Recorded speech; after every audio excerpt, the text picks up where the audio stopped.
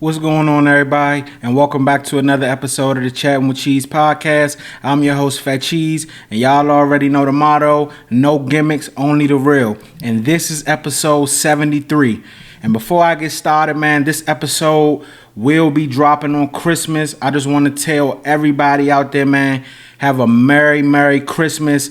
I hope you guys enjoy. Get all the gifts that y'all want. Spend some time with your friends, your close family, you know what I'm saying, and just have a great Christmas, man. I appreciate y'all, all of those that have subscribed to the YouTube channel, whether I know you or I don't know you. You know, I appreciate y'all for just tapping in with me and, you know, keeping up with what I got going on. So this episode will be out the day of Christmas, so I'm wishing everybody out there a very Merry Christmas, man. And y'all know what I need from y'all. Subscribe, continue to smash that subscribe button. We are on our way to 400 subscribers. Also, do not forget, like this video and also share it, man, when the content drops. And let's go ahead and jump right into it. So first, we're going to start off on the football field. All these topics this week is going to be NFL based. So again, to all my NBA people, I apologize. We on the way, though. We on the way. We right there, the NFL season. We about to get in the playoff season. But to all my NBA people, just stick with me, man. We on the way. But the first topic that I got for y'all on this episode is we're going to talk about the Dallas Cowboys, man. So they were officially eliminated from any playoff contentions on Saturday night when the Philadelphia Eagles beat the Washington Commanders. The Eagles have officially become back-to-back NFC champions, eliminating the Cowboys from any chance of making the playoffs. So the question that I got is, who's to blame for the Cowboys' underwhelming season? So the Philadelphia Eagles locked up the NFC East on Saturday night, and that officially ended the Dallas Cowboys' playoff hopes before their Week 16 game even started. Because of that, the Cowboys' Super Bowl drought is now at 30 years. Their last championship came in 1995 during the dominant run in the 90s. Team owner Jerryjones has been in charge during both the great years and the long dry spell. Dallas is now the only NFC team that hasn't made a conference championship game in the last 30 years. After their 34-17 loss to the Chargers, Jerryjones took the blame. Jones said management, including himself, has played a big role in the team's struggles and admitted he's extremely disappointed with where the Cowboys are right now.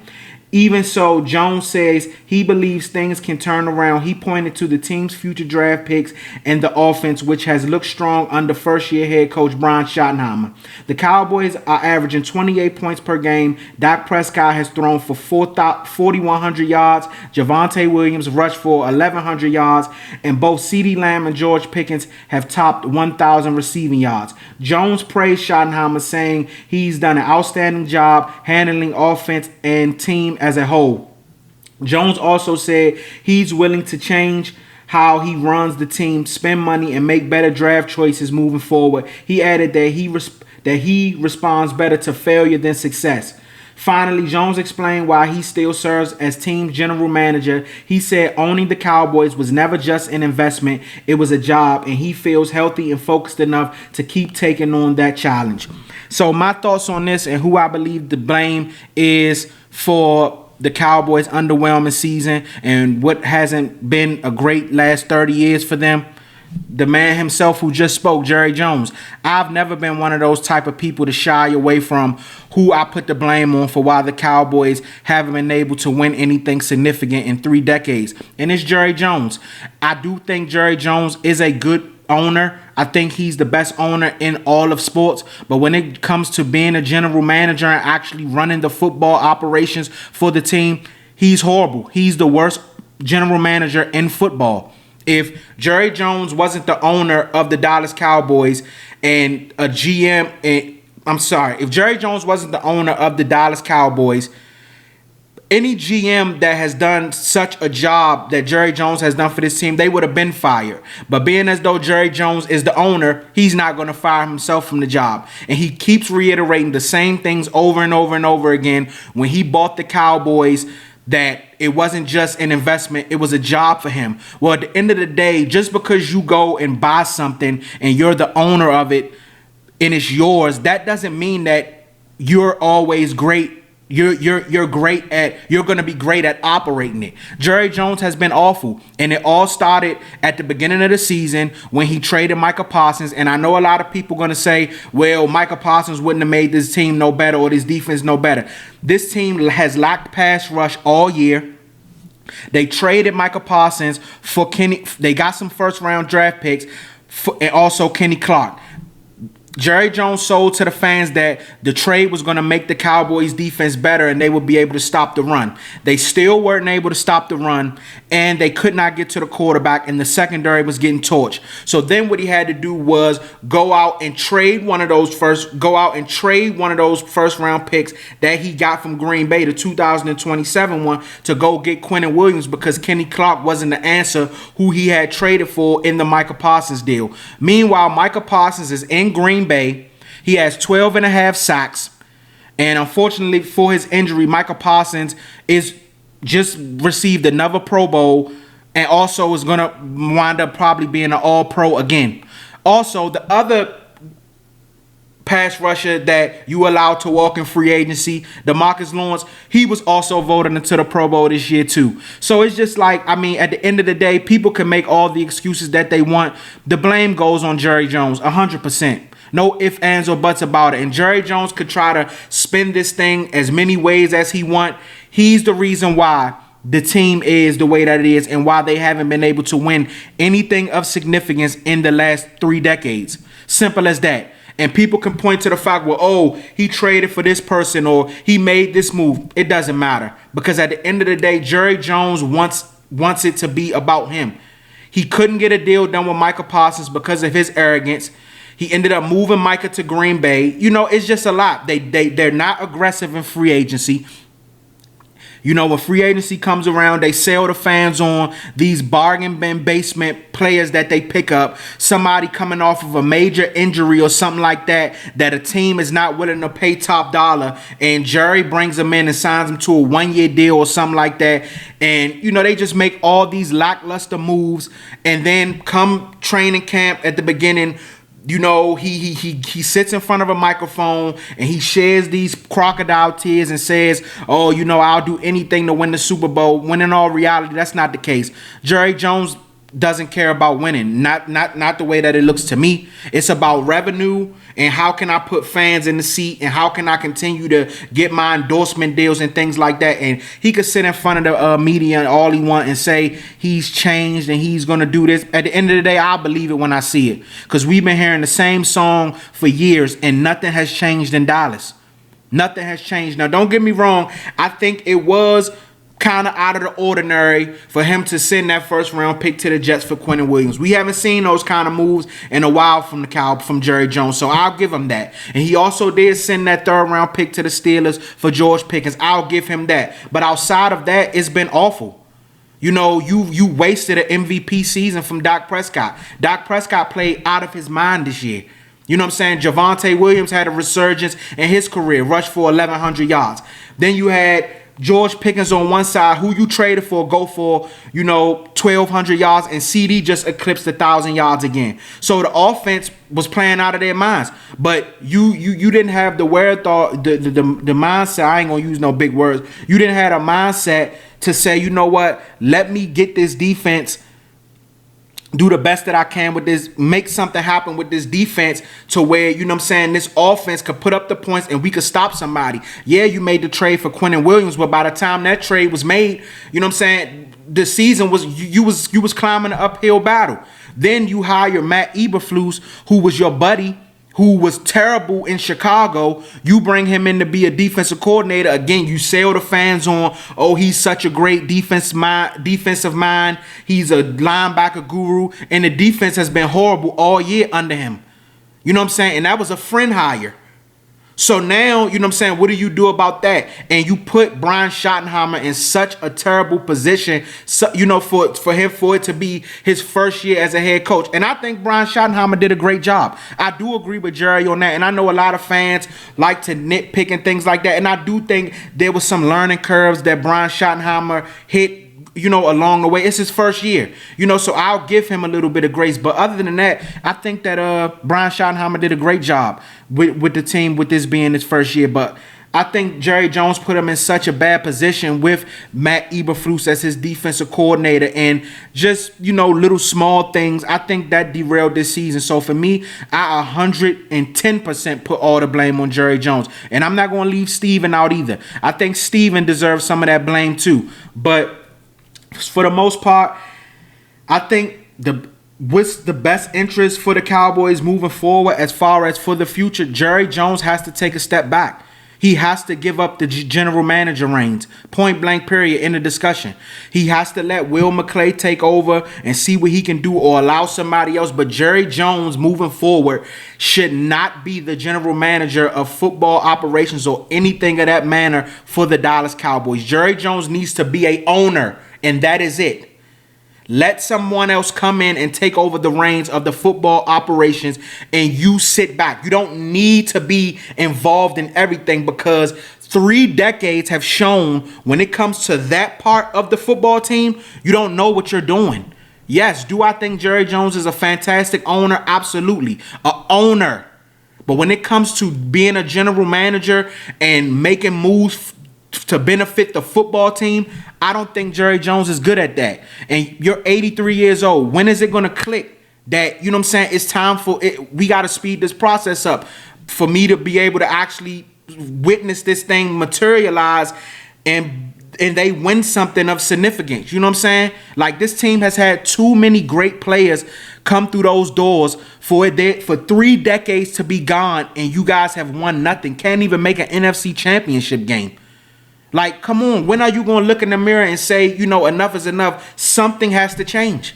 But until Jerry Jones steps aside and allows somebody else to take over football operations, he could sit in front of the media and say, I'm going to change this. I'm going to do better. I'm going to be more aggressive in free agency. I'm going to make better draft choices. He could say all that. And some fans may drink the Kool-Aid, but I'm not. And I hope that a lot of these fans, I hope we got to hold them accountable. We have to hold them accountable. Point blank period. We have to. That's the only way you're going to see any type of change in dollars, or else we're going to continue to go through the same cycles. And that's just my thoughts on it. So who am I putting the blame on? Jerry Jones. Nobody else. Jerry and Steven. I throw Steven in there. Jerry and Steven Jones. The Joneses. That's who I'm putting the blame on. I'm not putting the blame on Brian Schottenheimer. I'm not putting the blame on Dak Prescott like a lot of y'all like to do. I'm not even going to put the full blame on Matt Eberflus, because he terrible, but Jerry hired him. So that falls on Jerry too. You know what I'm saying? But y'all let me know down in the comment section, who do y'all put the blame on? Maybe y'all think something different than me, but my blame is going towards Jerry Jones. Moving on to my next topic. Sticking to the NFL, we go on to Sunday night. The Baltimore Ravens lost to the New England Patriots 28-24. And the question that I have, and it's so crazy because I think this is like the second time I'm speaking on this season, but should Johnharbaugh be out as the Ravens head coach? So the Ravens blew a late lead and lost 28-24 to the Patriots, hurting their already slim playoff chances and putting more pressure on head coach Johnharbaugh. After the game, Harbaugh was asked about his job security. He said coaching is a day-to-day job and that his focus is doing the work, not worrying about keeping his position. One big question was why Derrickhenry barely played late in the game. The Ravens were up 24-13 in the fourth quarter. Henry had 128 rushing yards and 2 touchdowns, and Lamarjackson was already injured, but Henry didn't get another carry as the team stuck to the planned rotation. The Ravens offense stalled in New England scored 15 straight points to win. Harbaugh admitted looking back he probably should have put Henry back in, but said the rotation was already set. The loss adds to a disappointing season. Baltimore started as the Super Bowl favorites, but injuries and a 1-5 start hurt them. They're now 7-8 and need a perfect finish to win the division. The Ravens must win their last 2 games and need the Steelers to lose both of theirs. If Pittsburgh wins next week, Baltimore is officially out of the playoffs. Johnharbaugh signed a 3-year contract extension in March 2025, keeping him under contract through the 2028 season, reportedly making around $17 million annually, solidifying his status as one of the NFL's longest tenured coaches alongside Mike Tomlin. So my thoughts on this, before I even jump into this, right? I made a post I can't remember what episode it was, but I think it was like early in the season. I think when the Ravens were 1-5. And I said John Harbaugh should be on the hot seat to lose his job. I talked about him, and I also talked about Zach Orr, the defensive coordinator for the Ravens. Now, it wasn't on Instagram, but on TikTok, I had some Ravens fans in my comment section telling me John Harbaugh ain't going anywhere. They blamed the injuries. They said that I didn't know what I was talking about. So hopefully, when I post this clip, it makes it across you guys' timeline, and y'all give me the apologies that I deserve, because I said this. I said that if the Baltimore Ravens did not make the playoffs this year, John Harbaugh should be out of a job. Now listen, I gave him grace because they did have a lot of injuries at the beginning of the season. I gave him that. Lamarjackson missed some time. Roquan Smith. They had a lot of guys out. Van Noy. It was a lot going on, so I gave him some grace. But then they slowly started getting guys back. They went on a run. But in those games, the teams that they beat, their most impressive win, once they started to get everybody back, this game didn't even include Lamar. Their most impressive win was against the Chicago Bears. But once Lamar came back, they end up beating the Jets. They beat the Dolphins. It was a bunch of the Browns. It was a bunch of like teams that's not in the playoffs. And then they started riding high again. Oh, we gonna make the playoffs. We got a chance to make the playoffs. They ended up losing to the Cincinnati Bengals on Thanksgiving night. And they end up beating them 27-0 last week, the week before last, and then they just lost to the Patriots. I don't think the Baltimore Ravens make the playoffs. I think that loss on Sunday night ended their season. What John Harbaugh did on Sunday night to Derrickhenry was literally coaching malpractice. John Harbaugh should lose his job just off of that alone. And I'm not even one of those type of people that root for coaches to lose their job. But what he did, that right there would lose the locker room, where your players don't have trust in you with a move like that, and that also would lose the fan base. Should lose the fan base. And I've been seeing a lot of fans calling for his job after that have been sticking up for John Harbaugh for years, calling for his job. So that right there, it goes to show you there's nothing more that needs to be said. You know what I'm saying? Derrickhenry, outside of Lamarjackson, Derrickhenry is your best offensive weapon. Point blank period. I don't care how many times he fumbled. I understand he had a lot of fumbles this year, but when Derrickhenry goes for 128 yards and 2 touchdowns and Lamarjackson is already out, he's hurt, why would he not touch the ball in the fourth quarter? That absolutely makes no sense to me at all. At the end of the day, I don't care what the rotations was. I don't care what was set already in stone going into the game. You're the head coach. You make that call. You overrule everything. I don't care what's already going on or what's already been said. Derrickhenry is your best offensive player outside of Lamarjackson. There is absolutely no way in a game with your season hanging in the balance. Your season is hanging in the balance. Like, you need this game. After Pittsburgh just went on the road and beat Detroit, you need this game. You know what I'm saying? Like, there's no way. You can't explain that to me. You can't explain that to me at all. And I was upset. And I'm not even a Ravens fan. You know what I'm saying? But that right there doesn't make any sense to me. You know what I'm saying? Like, I don't understand. The man scores a touchdown and puts you up, you know what I'm saying, in a comfortable league, and he doesn't see the field no more after that. And you want to get in front of the mic and say, oh, I'm just it's day to day. I'm not worried about, you know what I'm saying, keeping my position. Come on, bro. You got to miss me with that. But it's been the same way all year. And I understand Baltimore fans. I get it. You know what I'm saying? Like, it's hard when a guy has led you to success. This man won a Super Bowl for your team. You know what I'm saying? It's hard, but eventually we got to understand that eventually coaches' voices get stale. Eventually the locker room, it's not the same. They don't receive your messages the same. You feel what I'm saying? This did not, if you watch this Baltimore team compared to previous years of Baltimore, this did not look like a normal Baltimore season. We're used to Baltimore being gritty, being tough, you know what I'm saying, going out there, laying it all on the field. That did not look like this team this year. And I said it from Jump Street. John Harbaugh, at the end of the day, it starts at the top. it starts at the top. And I think you're seeing it. And Sunday night was just, I think to me, it was the nail in the coffin for me. I mean, you know what I'm saying? I hate to use that analogy, but that's what it was.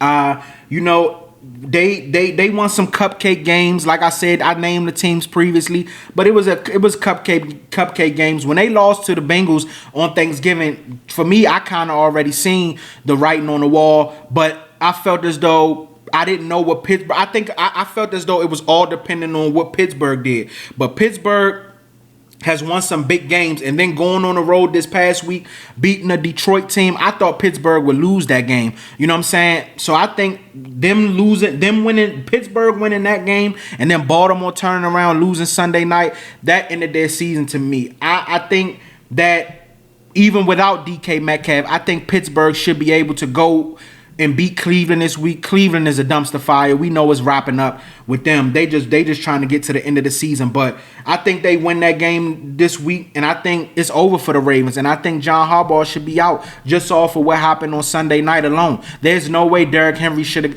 should have not got any more carries after putting you guys up, giving you guys a comfortable lead. That right there, it doesn't make sense to me. And I think every Baltimore Ravens fan deserves to be upset about that, because that is absolutely ridiculous. So my thoughts is, I think Johnharbaugh should be out after this season. And I think the Ravens, they have a lot of, you know, rebuilding and stuff that they need to do this off season. They were the favorite to make it to the Super Bowl this year. I picked them early in the season to go to the Super Bowl. And I think they just got to figure some things out, you know, let Lamar get healthy, whatever he has going on. And, you know, they're going to have to figure this thing out, man, and get it together. I think the offense, I think they're going to have to get Lamar better weapons as far as on the wide receiver, as far as the wide receiver things go. I think Zay Flowers is good, but Zay Flowers can't be a number one receiver on your team. First of all, he fumbles way too much, and I just don't think he can be your best receiver. So I think that's what they need to figure out. They need to get Lamar better weapons on the outside. The defense, you know, Baltimore always puts out a solid defense. I think they need to get rid of Zach, or they need to bring in another defensive coordinator. But other than that, I think the defense is going to be solid. But they just have to get healthy, and I think that they need to get Lamar better weapons on the outside. But I think Johnharbaugh has to be out. They need to bring a fresh voice in there, somebody that, you know, the team can buy into. And I just think Johnharbaugh, he's ran his course there, and it's fine. Sometimes it happens like that. You've been there so long, you ran your course, you got a Super Bowl out the deal, so I think it's time to move on. But y'all let me know down below in the comments what y'all think. Should the Ravens move on from Johnharbaugh? Should they give him another chance? Y'all let me know what y'all think. Moving on. We're going to stick to Sunday again, and we're going to stick on the football field. As y'all know, and I just spoke about it slightly, saying that he may not be there. But DK Metcalf has been suspended for 2 games due to an altercation with the fan in Detroit when they played Detroit this past Sunday, throwing a punch. Apparently, it don't look like it connected, but you know, you see it the way you see it from your viewpoint. It don't look like it connected to me, but so Steelers wide receiver DK Metcalf has been suspended 2 games after getting into a sideline altercation with the fan during Pittsburgh win over the Lions in Week 16. Because of the suspension, Metcalf will miss the last 2 regular season games, but he is expected to appeal. If it stands, he'll lose about $500,000 in game checks. The bigger issue is money long term. The suspension can void up to $45 million in guaranteed money in his contract over the next 2 seasons. He can still earn it, but it would no longer be guaranteed. The incident happened in the second quarter when Metcalf argued with the fans sitting front row. Video showed Metcalf appearing to throw a punch, though it's unclear if it connected. Officials didn't see it, so Metcalf stayed in the game and finished with 4 catches for 42 yards. The fan was ejected and initially said he was taunting Metcalf by using his real name, but the NFL sources say the fan used a racial slur and made comments about Metcalf's mother. Metcalf reportedly had past issues with the same fan from last year while with Seattle. In a game in Detroit, I believe it was week 4, the fan attorney denies those claims. So my thoughts on the whole situation, and I said it when it first happened. First of all, it's an unfortunate situation for DK. I know sometimes it gets hard. We know DK plays over the edge. We've seen him get into it with players on the field, grabbing guys' face masks and things like that. But I'm going to be honest with you, and I may be jumping the gun. Everything is going to come out eventually. But I'm going to be honest with you, and this is not me. I may be wrong. We'll see when it comes out, but I'm on DK Metcalf's side in this one. I just find it hard to believe that DK Metcalf would be willing to risk money to go over there and swing on a fan, not only risk his guaranteed money in his contract, but also the possibility of being sued. I find it hard to believe that DK Metcalf would just walk over there and swing on a fan just because a fan called him by his real name. Like, we got to think about that. Like, I honestly want y'all to sit back and think about that. You mean to tell me you're going to risk losing $500,000 and also $45 million in guaranteed money because somebody called you by your real name? Like, I don't know if the fan and the attorney got together and said, this is what we going to say, but that sounds utterly ridiculous to me. That's like me walking on the street and somebody calling me by my real name and I get offended by it or mad and go up and try to fight that person. Why? Like, you literally can Google DK Metcalf's real name. You think that's the only fan that knows DK Metcalf's real name?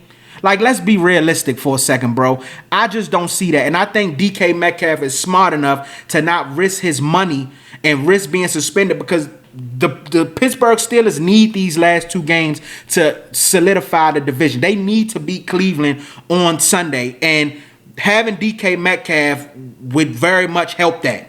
You know what I'm saying? I think they still can beat Cleveland without him, but come on now. Because you called him by his real name, I believe the fans said a racial slur to him, and I also believe that he said something about DK Metcalf's mom. There's no way somebody would react like that the way they did if a fan just called him by their regular name. Come on, bro, stop it. And eventually things will come out, and the truth will come out. The truth will come out, but I'm on DK Metcalf's side in this one. DK Metcalf said that's what happened, and until everything comes out, I'm on DK Metcalf's side because I just don't see him going to that far, to those lengths, just because somebody called you by your real name. And you got to pay attention to the fans around when DK Metcalf, when the altercation happened. The fans looked like they wasn't shocked that DK did that at all. You know what I'm saying? That's what the people around them look like. And hopefully they come out and say what they heard or what happened. I haven't dived that deep into it to see if they maybe did already come out and say anything. But I'm not buying it. I'm not buying it at all. I'm not buying that DK was willing to risk his money and risk being sued and things like that over somebody calling him by his regular names. And y'all fans, you got to chill, bro. Like, just because you spend a certain amount of money or you may be sitting front row at a football game or courtside at a basketball game, that don't mean you could just say anything out your mouth to these players, bro. These guys are still human beings at the end of the day. They still have emotions. They still have family. They still have everything. And people don't play about their mother. I know, at least I don't. You know what I'm saying? People don't play about their mom. You just because you paid a certain amount of money or you a super fan or whatever the case may be, that don't give you the right to think that you could just say whatever you want out your mouth, bro.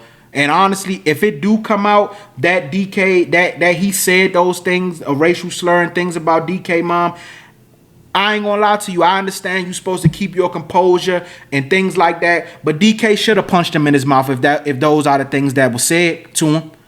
He should have punched him in his mouth because at the end of the day, sometimes getting guys ejected and going about things the right way, sometimes that ain't always the best. I'm sorry. It is what it is.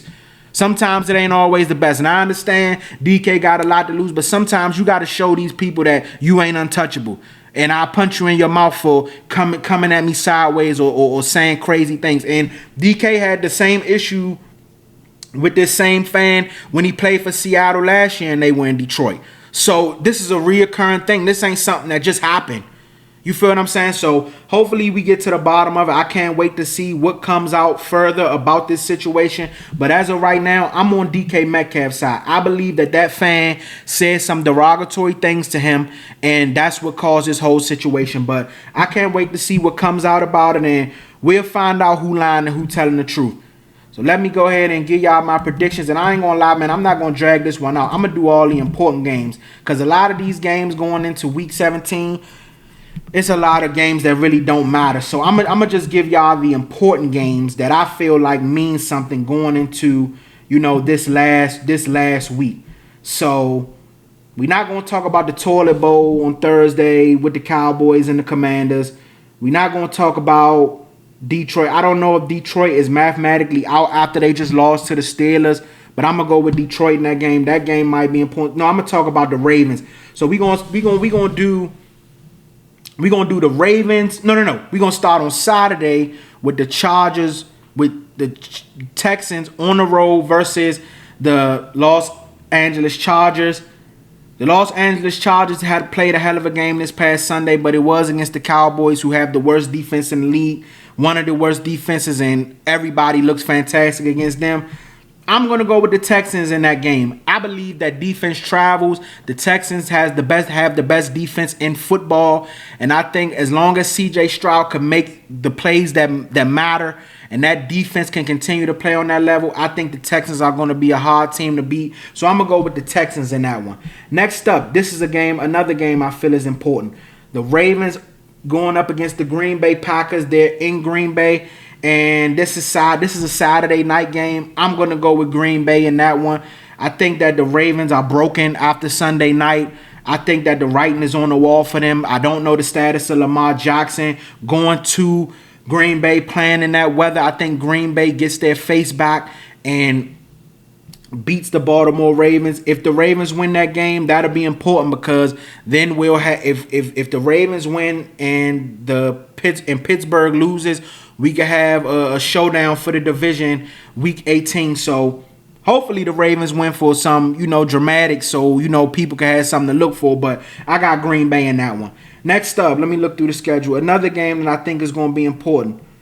I think Tampa Bay going on the road to play the Dolphins is going to be important. Tampa Bay just lost to the Panthers this past Sunday. They're now in second place in the division behind the Panthers. Tampa Bay needs to try to keep up with Carolina. I think Tampa Bay goes on the road and beats the Dolphins. Tua Tagovailoa has been benched, so you never know what can go on with that game. But I'm going to go with Tampa Bay to win that one. What's another one that look important? Pittsburgh going on the road to play the Cleveland Browns. I already gave y'all my thoughts on that. I think Pittsburgh wins that game, even if DK doesn't play. Cleveland is a dumpster fire. They doing my boy Shador dirty over there, and it's always something every week with them. I think Pittsburgh wins that game, and I think they lock that division up. Next up, another big game. You have Seattle going on the road, traveling to play the Carolina Panthers in Carolina.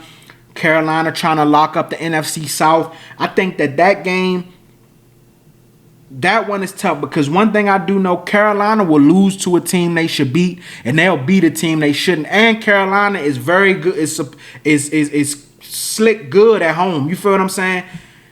I'm going to go with Carolina in this one, man. I'm going to go with Carolina to beat the Seattle Seahawks this Sunday at home, because like I said, Carolina plays a lot better at home. They get rejuvenated. They get, amped up behind that home crowd. And like I said, Carolina win a bunch of games that you would think they wouldn't win, and they'll go on the road and lose to a team like the Saints, like they did a couple weeks ago. So I'm going to go with Carolina in that one. That is a game I look at as important.